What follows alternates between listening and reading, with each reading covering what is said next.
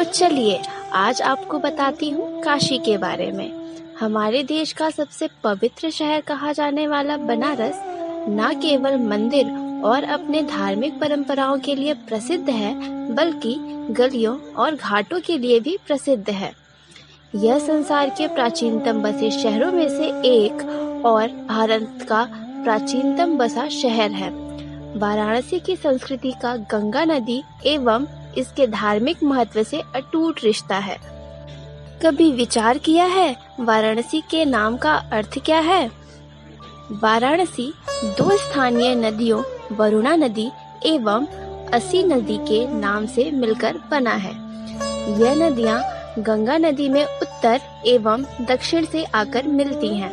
नाम का एक अन्य विचार वरुणा नदी के नाम से ही आता है, जिसे संभवतः प्राचीन काल में वाराणसी ही कहा जाता होगा और इसी से शहर को नाम मिला। स्कंद पुराण के काशी खंड में नगर की महिमा 15,000 श्लोकों में कही गई है। एक श्लोक में भगवान शिव कहते हैं, तीनों लोकों में समाहित एक शहर है जिसमें मेरा निवास प्रसाद है काशी। पौराणिक कथाओं के अनुसार काशी नगर की स्थापना हिंदू भगवान शिव ने लगभग 5,000 पूर्व की थी, जिस कारण यह आज एक महत्वपूर्ण तीर्थ स्थल है। सामान्यतः वाराणसी शहर को लगभग 3,000 वर्ष प्राचीन माना जाता है। महाभारत में वर्णित एक कथा के अनुसार एक स्वयंवर में पांडवों और कौरवों के पितामह भीष्म ने काशी नरेश की तीनों पुत्रियों अंबिका, अम्बा और अम्बालिका का अपहरण किया था। इस अपहरण के परिणाम स्वरूप काशी और हस्तिनापुर की शत्रुता हो गई।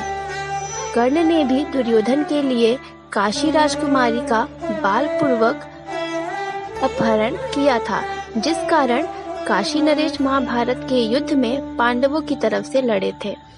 कालांतर में गंगा की बाढ़ ने हस्तिनापुर को डुबा दिया। तब पांडवों के वंशज वर्तमान इलाहाबाद जिले में यमुना किनारे कौशाम्बी में नई राजधानी बनाकर बस गए। वाराणसी 18वीं शताब्दी के स्वतंत्र काशी राज्य बन गया और बाद में ब्रिटिश शासन के अधीन यह प्रमुख व्यापारिक और धार्मिक केंद्र रहा। 1910 में ब्रिटिश प्रशासन ने वाराणसी को एक नया भारतीय राज्य बनाया और रामनगर को इसका मुख्यालय बनाया। रामनगर किला और इसका संग्रहालय अब बनारस के राजाओं की ऐतिहासिक धरोहर रूप में संरक्षित है।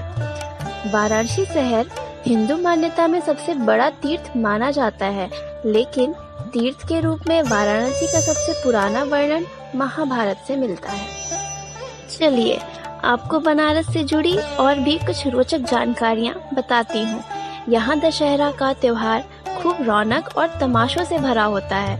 इस अवसर काशी नरेश की हाथी पर सवारी निकलती है और 1 माह लंबे चलने वाले रामलीला का उद्घाटन करते हैं। रामलीला में रामचरितमानस के अनुसार भगवान श्री राम के जीवन की लीला का मंचन होता है।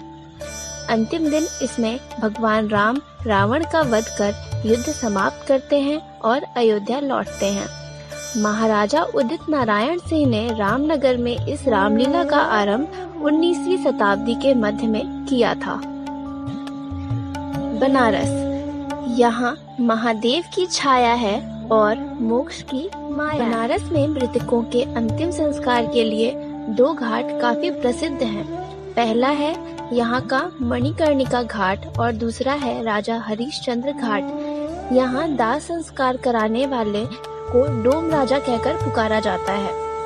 शिव कथा के अनुसार अनादिकाल में जब काशी का नाम आनंदवन हुआ करता था, उस समय भगवान शंकर माता पार्वती के साथ यहाँ भ्रमण के लिए आए थे और मणिकर्णिका घाट पर स्थित कुंड को उन्होंने अपनी जटाओं में भरा था, जिसके बाद माता पार्वती ने इसमें स्नान किया।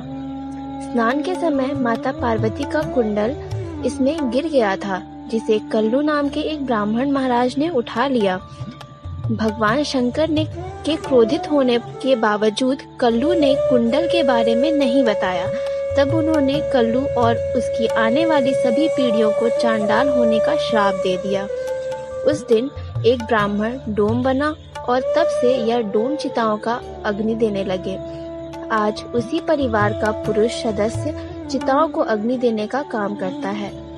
वाराणसी एक ऐसा शहर है जहां आपको असंख्य संख्याओं में मंदिर देखने को मिलेंगे। यहाँ जैन धर्म का भी एक प्रमुख केंद्र है, क्योंकि 23वें तीर्थकर पार्श्वनाथ का जन्म यही हुआ था। ऐसा माना जाता है कि जब पृथ्वी का निर्माण हुआ तब रोशनी की सबसे पहली किरण काशी में ही पड़ी। जैसा कि कहा जाता है कि भगवान शिव जी काशी के परमात्मा हैं, इसलिए इस वजह से अन्य ग्रह भी अपनी मर्जी से यहाँ पर कुछ नहीं कर सकते थे जब तक कि शिव का आदेश ना हो। ऐसा माना जाता है कि शनि देवता जब भगवान शिव जी की खोज में काशी आए तब वे उनके मंदिर में लगभग 7.5 सालों तक प्रवेश नहीं कर पाए। एक महत्वपूर्ण धार्मिक शहर होने के साथ साथ वाराणसी शिक्षा और संस्कृति का भी प्रमुख केंद्र है। शहर का Banaras Hindu university BHU Asia का सबसे बड़ा यूनिवर्सिटी है। सारी विविधताओं के साथ वाराणसी आयुर्वेद और योग के प्राचीन समग्र चिकित्सा विज्ञान से भी जुड़ा हुआ है। महर्षि पतंजलि का वाराणसी से गहरा संबंध है। बनारस जगह क्षेत्रफल में भले ही छोटी हो, लेकिन यहाँ की संस्कृति इसे सबसे बड़ा बना देती है। कहते हैं काशी नगरी में आकर मन पवित्र हो जाता है और गंगा की आरती से लेकर मोक्ष की प्राप्ति तक काशी में और भी बहुत कुछ देखने को मिलता है, जैसे कि मंदिर और घाट। इतना कुछ जानने के बाद तो मन में बनारस की उत्सुकता और बढ़ गई होगी, है ना? बनारस अपने मंदिरों और घाटों के लिए भी प्रसिद्ध है। उनकी ऐसी ही रोचक जानकारी के लिए अगली वीडियोस भी जरूर देखें।